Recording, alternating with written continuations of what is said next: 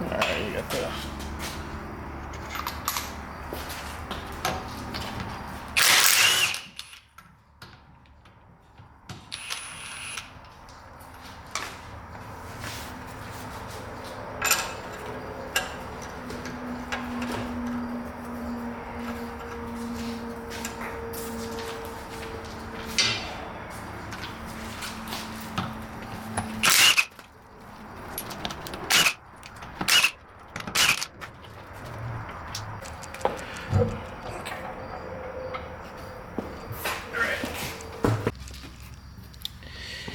We got this loosen sway bar and link. Just only have to do one side, just so that this side is disconnected from there.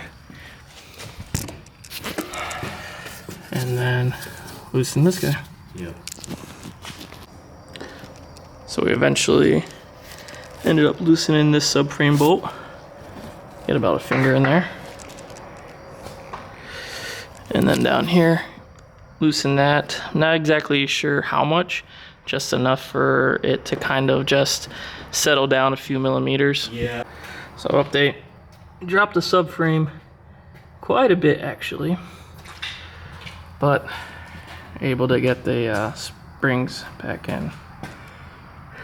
And that's what the subframe bolt looks like.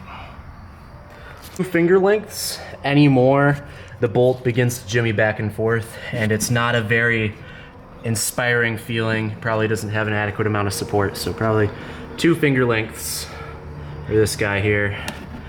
Give her 2 fingers. 2 fingers. 2 in the rear subframe bolt. Helps if you take a flagpole from your parents' yard as leverage for your crowbar. Keep it in the nightstand, and you got it right away. So